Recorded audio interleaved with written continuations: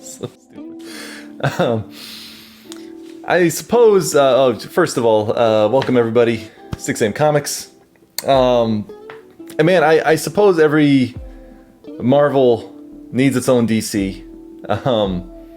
And with the rising empire of Nolan Club Comics just taking off to the moon, it was only a matter of time before some competition entered the scene.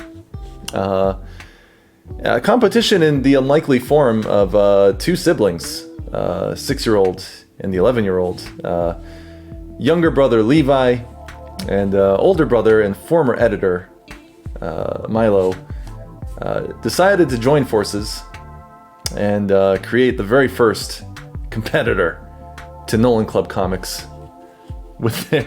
So let me present to you their debut comic.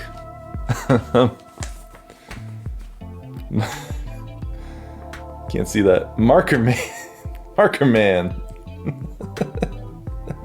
Thanks for these kids.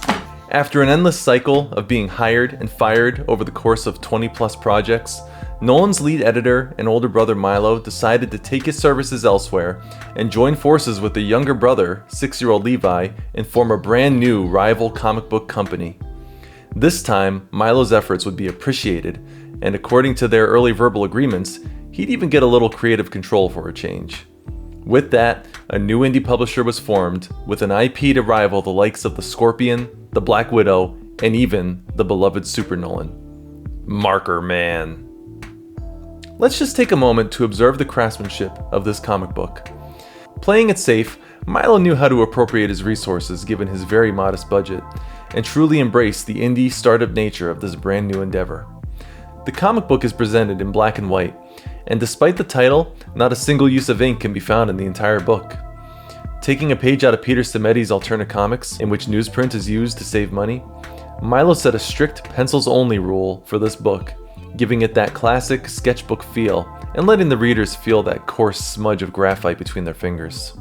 And can I just say, this is the first time I've seen proper punctuation in a cover title.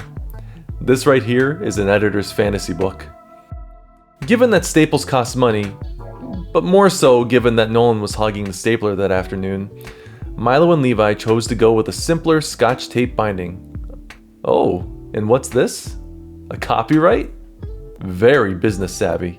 Good luck poaching this IP, Marvel.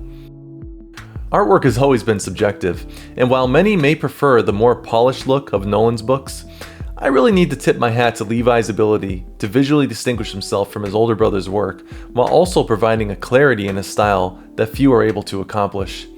This is complemented nicely by Milo's own contributions for pages which required more detail, like this close-up of a pig eating his own word balloon. In case you were wondering, this book is dedicated to kindergarten. I'm not exactly sure why this book isn't dedicated to the book's #1 campaign backer, me. After all, I only raised both creators, kept them fed and healthy, and taught them how to properly hold a pencil, which they don't. They don't do it and it drives me crazy. Just hold it the right way. We've been over this a million times. We begin with an opening shot of our hero, Marker Man. He fights bad guys. He also thinks. And this ability is captured perfectly by the word balloon protruding from his skull with a quaint, It's nice to see a hero whose abilities lie within their brain and not their No, he's also strong. Those items look pretty heavy too. Enter our villain, the diabolical Choo Choo, the four-armed monstrosity who is in every way Marker Man's opposite. Quite literally, he's dumb and he's weak. I mean, look at him. He can barely lift that little pebble. Apparently his pants are too heavy to put on too. Why are indie comics always so mature?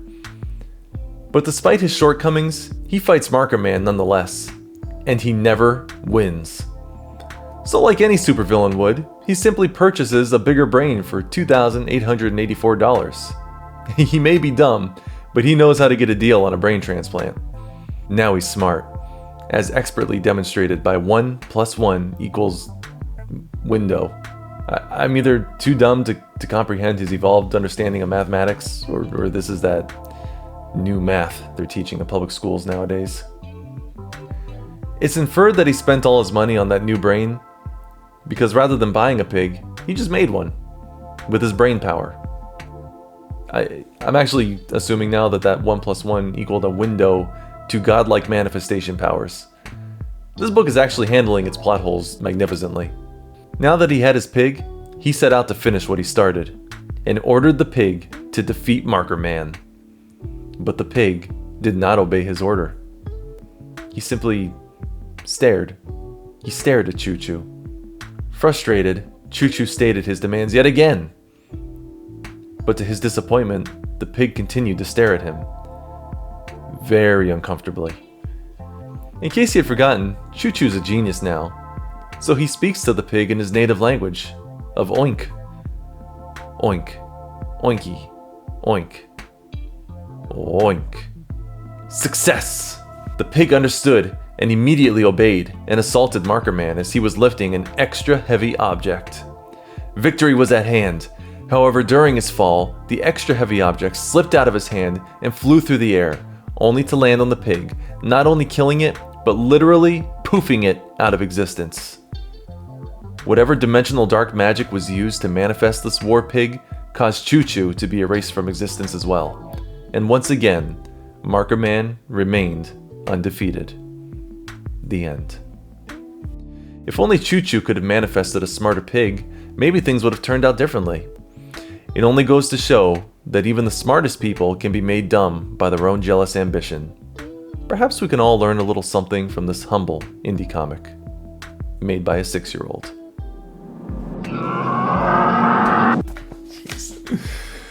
Well, there you go. Yeah, I'm speechless. Was not expect. This is just out of left field. You never expect your brothers to be your enemies, and I got to say, as a father, it's difficult to not show favoritism. But look, Nolan, you better up your game, kid, because the boys are coming for you. The brothers turned on you hard, kid. Anyway, I don't know what else to say. I should 1,000 out of 1,000. Brilliant.